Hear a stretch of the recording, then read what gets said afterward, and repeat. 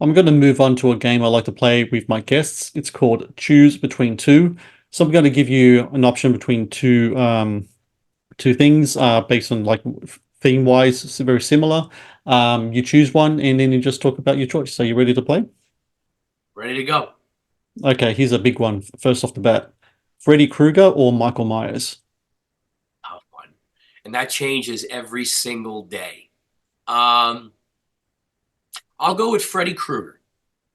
And my wife probably will hear this from downstairs and be shocked because I actually watch Halloween way more. Like I watch Halloween often, and I always refer back to it because I just think their tone and atmosphere is really cool. I like the what Michael has to offer. But here's the thing with Freddy and why I picked Freddy Krueger is I think he was a game changer in the horror world. I think that he totally took what was once just these kind of stuntmen playing silent killers and very one dimensional, just stalkers and basic kills, and really opened it up into what horror can do and showcase and gave personality. And I think what Robert Englund has done as an actor, I was lucky enough to work with him on a movie called Fear Clinic, and we became friendly. And just seeing how he approaches each role is really incredible. And especially, horror sometimes gets written off by a lot of the other um, people in the industry. And I think now it's getting more respect. And that's because of people like Robert Englund who bring so much pizzazz and experience to any character, no matter if it's horror, comedy, drama, whatever. And I think Freddie really paved the way for movies like Terrifier, and Art the Clown. And I think he's one of the most unique characters. And I think also the story is just incredible. A person who haunts you in your dreams and then you actually die in real life. I mean, it's just such a unique, really in depth story. Halloween has been remade, redone, rejigged, all sorts of stuff.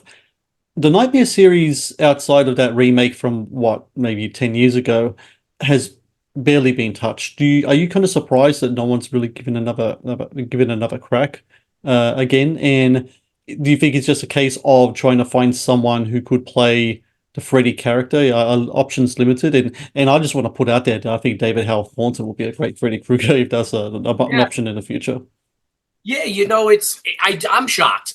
I am shocked, and that I think that's part of it is that they might be trying to find someone. Maybe they don't have the exact way to go about it. It's funny. I actually have an idea, and I've been talking about this for quite some time. Maybe I don't talk about it enough because no one's called me. Hmm. Where I have an idea that where Nightmare on Elm Street could continue in canon with the Nightmare on Elm Streets that Robert Englund was Freddy Krueger, but pass the torch, so to speak, and still continue. You still have Freddy, you still have, everything, but Robert no longer has to play him. You just need to bring, in my idea, you do need to bring him back for one more in a passing of the torch way. But I kind of figured it out in my own head, being a fan of like, this could work and fans will accept this. And then you can go off and you can make another 20, 30 of them and still feel like it's all in the same universe.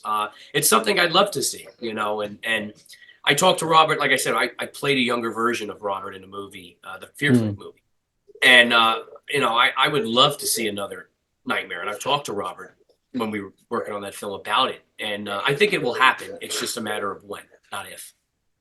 Hi guys, Matt here from Matt's Movie Reviews, letting you know that the Matt's Movie Reviews YouTube channel has launched channel membership. This provides exclusive videos and other cool stuff as well for all channel members. It's under one tier, one price, and with that one price you get exclusive reviews. For example, I'll be going through the American Film Institute's top 100 movies. So every week I'll do a new review based on that movie list. You can get exclusive reviews based on your requests. Request a movie review and I will review it for you. You'll also get exclusive content for behind the scenes stuff as well. You also get exclusive interviews that I haven't posted yet as part of my podcast, like older interviews with Academy Award winners and other great filmmakers and actors as well, and a bunch of other cool stuff as well. I hope you can all join up, be part of this great experience I have an offer for you. Support indie content creators, support a movie critic like myself who is trying to make it through the content creator space. Matt's Movie Reviews YouTube channel memberships. Please join and get some great exclusive content. Next one, another two monsters going up against each other. Al Pacino or Robert De Niro? I'm a big Robert De Niro fan. So I would choose De Niro just because I like his body of work a little more, like the films that he has chosen. However, I think there are more Pacino characters Hmm. that are crazier than Roberts. That like if they were going up against each other, like specific characters, Pacino's got a lead on Robert with those because Robert kind of tends to play the same kind of role for the most part, and Pacino uh, does a lot of variations, and I think he's an incredible actor that takes any role he does to a new height. I mean, even look at the thing he did with the movie's horrible. The one with Adam Sandler, Jack and Jill. Oh, Like Jack and Jill, he's yeah. the highlight of that movie. You know what I mean? So he Yeah. can take anything and make it interesting and entertaining. But as body work as a whole, I like De Niro movies. I always lean towards Pacino, but the thing about De Niro, um, is that, and he always says, he used to say it himself, the talent is in the choices. I think he was really smart and work and who he was working with. With Pacino, I think was kind of scattershot with the type of directors he was working with a lot of times. He did a couple with De Palma, he did a couple with Lumet, but he never went back to that well again. He kind of spread out a little bit himself too thin in regards to directors. He could have had a really good collaborator there. Lumet, I would have loved him to see him do another three or four Lumet films when Lumet was still around, but Yeah, never yeah. happened. I kind of know what the answer to this one would be, but I'm going to ask anyway. CGI or practical effects? Obviously, you know the answer. It's practical Yeah, for sure.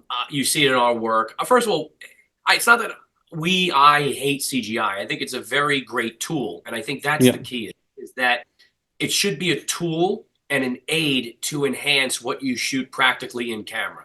A lot of yeah. times now, movies will either not have, especially lower budget ones, they don't have enough of the budget to do CGI well enough. So it looks very weird and you can tell, and it pulls you out of the story. Whereas practical, it's a little more cost efficient to get right, or at least to get Hmm. close. And then also there's like a charm about the practical too that it's just you could kind of forgive even if it doesn't look as perfect than you will with CGI.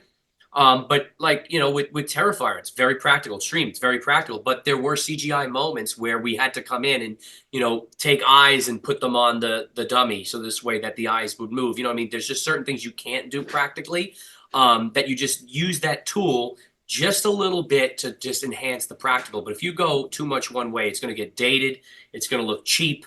And I think pull you out of the film as a viewer, as an audience member, and that's the worst thing you can do because then you're no longer paying attention.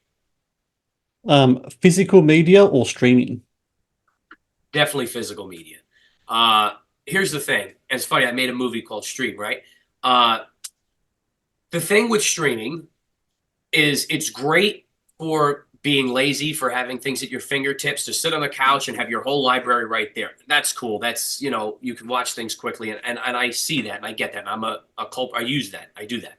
However, even if you own the movie, it's not really yours. You know what I mean? Because if No. this service goes out of service, if it goes bankrupt, if they just decide to shut it down, if there's a power outage and you have no more internet anymore, or whatever, it's gone. So like for me, it's having something tangible. I mean, this is a tape, but having something you could physically hold and own, nobody can take this away from you, whether it's DVDs, Blu-rays, steelbooks, whatever. Also, I'm a collector at heart as well, so I like Mm. the different iterations. And also with streaming, you don't get the bonus. So I love when you get the 4Ks, the Blu-rays, and you get the behind the scenes, and you get the making ofs and the blooper reels, and things like that that kind of expands your movie experience. Um, so I'm a big physical media guy, and I think that everyone's crazy if especially if you love a film that you don't have it, own a physical copy. I think what's really important as well in regards to this debate is that, and it's happened a few times already, is that people who hold on to who have the licenses for these streaming stuff, like just say Disney, can go in and tamper with a movie, change dialogue, change things, and what have you. And I'm like, oh, good thing I always had that copy of French Connection when it was They did it with released by Star 20th Wars. Century Fox. They did it with Star Wars. They went Yeah, and like exactly. it's like it's like I always go to it the Halloween. We talked about Halloween where there's a scene where You know, and listen, when you're making a movie, you want it to be perfect and you want it to be this and that, right? But then at some point, if something happens, like in Halloween, John Carpenter was smoking off set, and the cigarette smoke came into the hedge scene. I always refer to that because that's kind of the charm of Halloween. That is the movie. Oh, this is when the cigarette smoke comes in off, you know, and it makes it like this cool little thing that you can't recreate. These Yeah. remakes, you know, what I mean, that's what makes Halloween part of what makes Halloween special. So if they were to go in and erase that now and get rid of it, yeah, maybe you'd have more of a perfect film from the filmmaker's point of view. But now you're not Halloween. Now you're changing history. You're changing what was the charm of this movie. Like it's there. Leave it. You know what I mean? Yeah. For good, better, and different, that's the movie. Last one. You're at the cinema. You're sitting down. What's your go-to snack? Popcorn or candy?